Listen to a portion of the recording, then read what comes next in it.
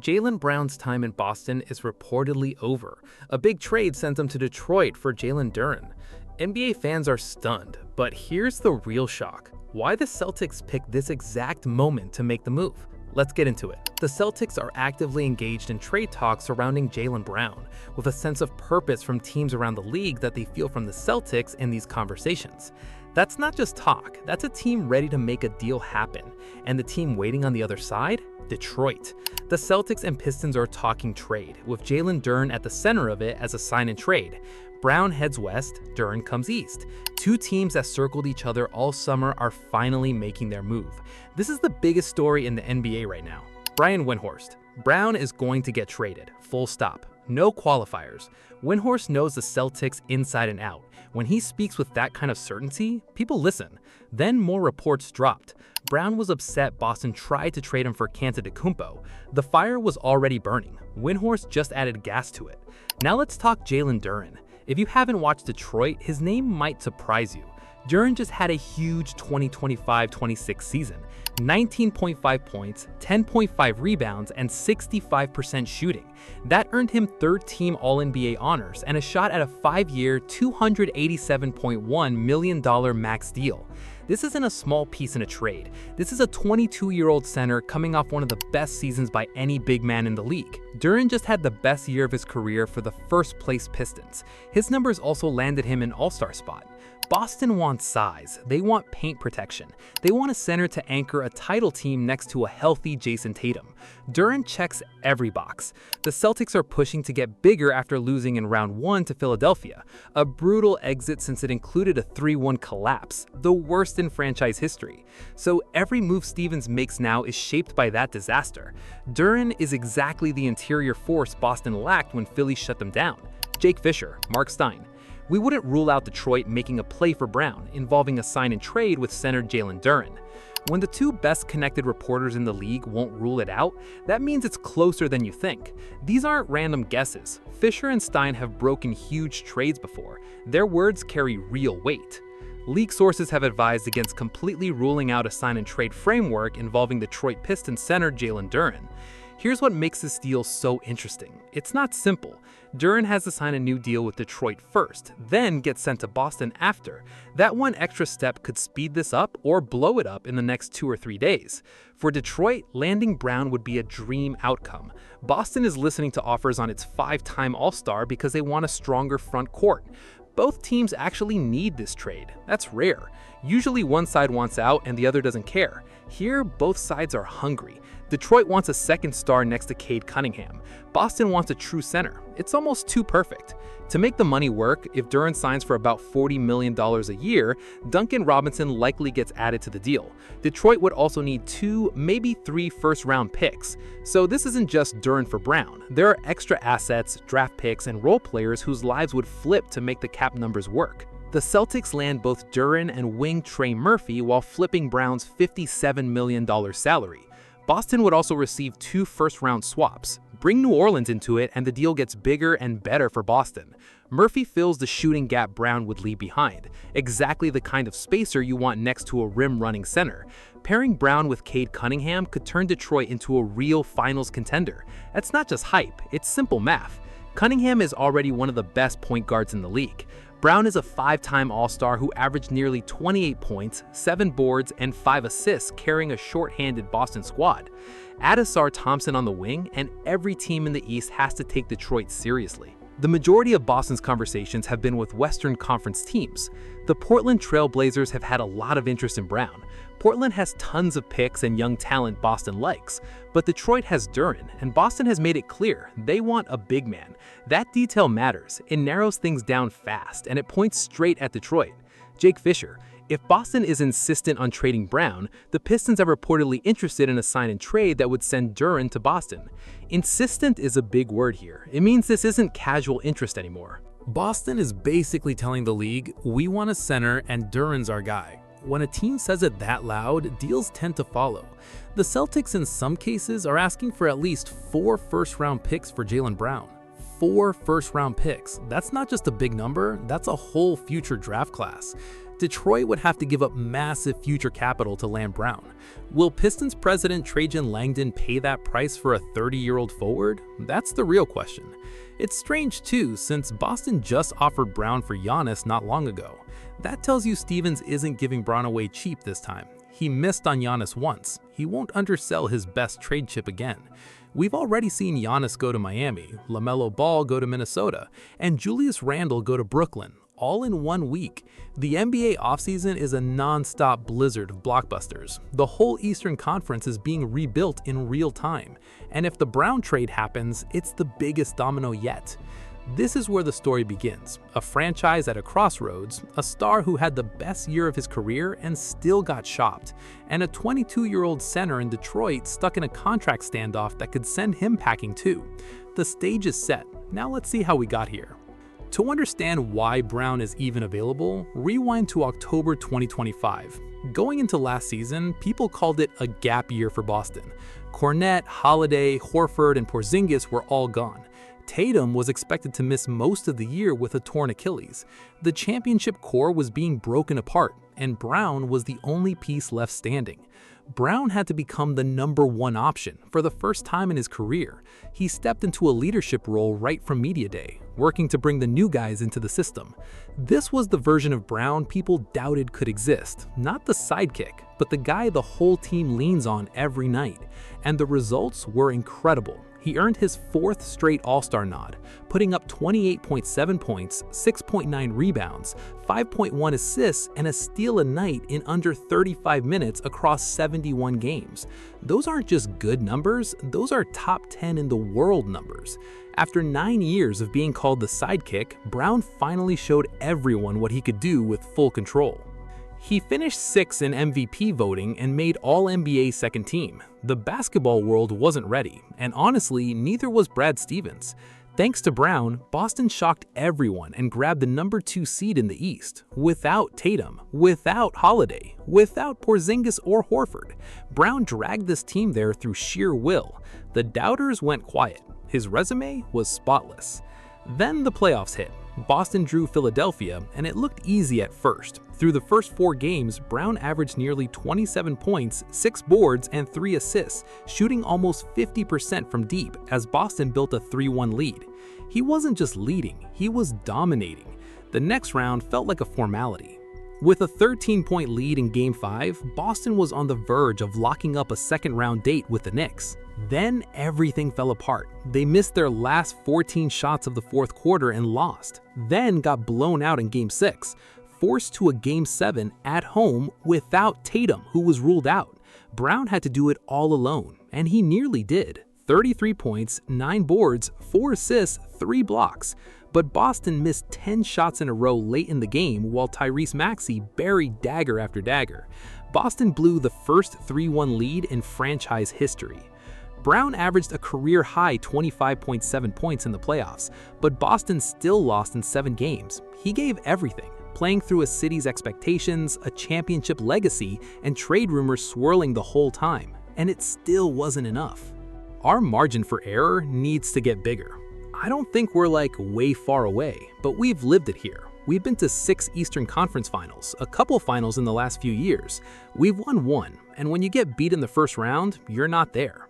That's a team president who isn't satisfied. Not with the results, not with the roster. When Stevens says we're not there, he's already plotting changes.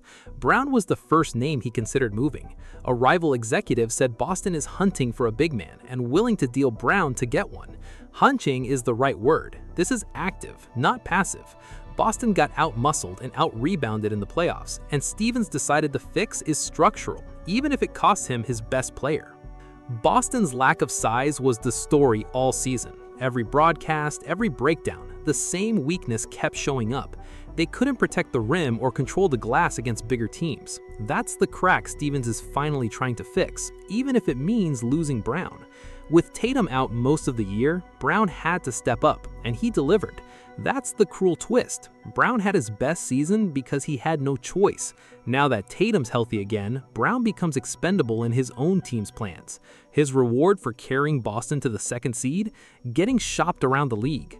Back in May, Brown said he'd play in Boston for the next 10 years if it were up to him.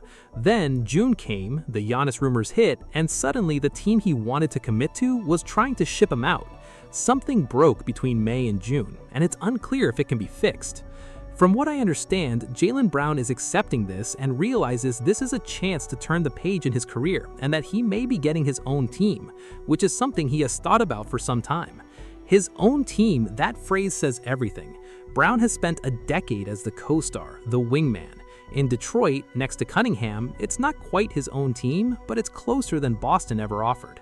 Detroit just had a breakout 60-win season, grabbing the #1 seed in the East before losing to a round 2 sweep to Cleveland, a team that went from the lottery to the top of the conference almost overnight.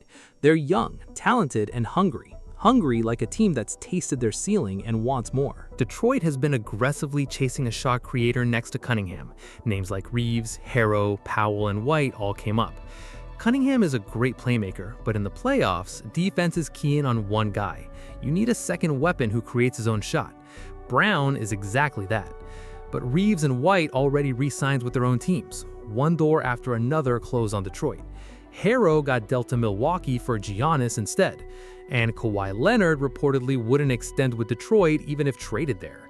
It's been a summer of near misses for a team desperate to take the next step. With stars like Brown and Kawhi possibly available, Detroit has one major trade chip, Duren, and the clock is ticking. Use him now for Brown, or keep him and hope the current roster is enough. There's no third option. Detroit wants to hunt big game, and having a 22-year-old All-NBA center as bait makes that a lot easier. Bait. That's the cold truth of the trade market. Duren, who fans love, who Cunningham calls a brother, is currency, not the finish line, and that truth is settling over Detroit like a cold front. Duren is planning to explore sign-and-trade scenarios in restricted free agency after being underwhelmed by the initial offer he received from Detroit. Underwhelmed. In contract talk, that word is basically a warning shot. It means Duren's camp looked at Detroit's offer and said, "We're worth more. Prove it." His big season made him eligible for a 5-year, $287.1 million max deal. Detroit's offer landed nowhere close. Then the playoffs happened. Duren's production dropped hard, 10.2 points, 8.5 rebounds, and 14 starts. He even got benched for an entire overtime period in the Cleveland series. He was supposed to be the co-star next to Cunningham, and he wasn't there when it counted. That playoff slide is exactly why Detroit lowballed him, and exactly why his camp is furious. Regular season said max contract. Playoffs said question mark. That gap is the whole standoff. Reports say Cunningham wants Duren back. They've grown together for years. Cunningham has skin in this too. When you build chemistry with someone through playoff battles, losing them isn't just business, it's personal. This tension isn't new either. Despite being extension eligible last year, there was barely any real negotiation before last October's deadline because the two sides were so far apart on price. This standoff has been simmering for over a year, and nothing this season closed that gap. League sources tell me the Detroit Pistons are conveying that Jalen Duren will not be moved and are solely focused on coming to terms on an agreement to keep their all-star center. Detroit drew a hard line, will not be moved, but that poker face doesn't look so steady given everything swirling underneath it. Just hours after reports said Duren was unhappy and exploring sign-and-trade options, Haynes reported Detroit was refocusing on keeping him. Hours. That's not a team fully in control of its own story. That's a team scrambling to patch a leak. There's a real gap between what Duren wants and what Detroit's offering, which is pushing him to look elsewhere. This could still be a negotiating tactic to squeeze more money out of Detroit, especially since any sign-and-trade still needs Detroit's approval. As a restricted free agent, Detroit can match any offer he signs elsewhere. He can't simply leave. But if Boston offers the right price for Brown, Detroit might choose not to match. Earlier this week, Detroit traded Isaiah Stewart in Memphis for 3 future second-round picks, widely seen as clearing room for something bigger. That's not a salary dump, that's making space for a major move, and that move has a name: Brown. If talks stay stuck, a sign-and-trade becomes one of the biggest stories of Detroit's summer. For a team trying to build a contender around Cunningham, this decision shapes the franchise for years. Boston is reportedly asking for 4 first-round picks for a Finals MVP. That's a steep price, and it might mean Boston isn't desperate to trade Brown at all. 4 first-rounders is an entire future draft class. That's either a wild ask from a desperate team or a front office that knows it doesn't have to trade him and is just waiting for the right offer. Stevens is betting on the second one. Every day this week, Boston has been talking trade on Brown with multiple teams, daily, according to Tirania. That's not floating a name to see what happens. That's a structured sales process. Stevens has a number in mind, and he's testing the league to find who'll pay it. Detroit is a top suitor, but not the only one. Minnesota explored trading for Brown before pivoting to LaMelo Ball instead. They wanted a scorer next to Anthony Edwards, and Brown would have been terrifying alongside him. But Boston wanted a package similar to what Charlotte got for Ball, and that was too steep for the Wolves to pay for a soon-to-be 30-year-old.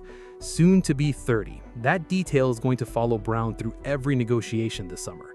His value is real, so is his age, and they pull in opposite directions. Portland also has the picks and young talent to tempt Boston. They've chased Giannis, they've chased LaMelo, they're aggressive, but they don't have Duren, and Duren is specifically what Boston wants. Rival executives say Boston can't undo the damage from shopping Brown for Giannis so publicly. Once the league knows you offered a guy for a top 5 talent, you can't take it back. The relationship between Brown and Boston has changed. Whether it can be repaired is anyone's guess. Stevens hasn't actively shopped Brown, sources say, but Boston has now dangled him twice for future Hall of Famers. First for Durant in 2022, that fell through. Brown re-signed and Boston won a title. Then for Giannis this year, also fell through. Both times, the message was the same. For a generational talent, we'll give up Brown. He's become the team's trade currency.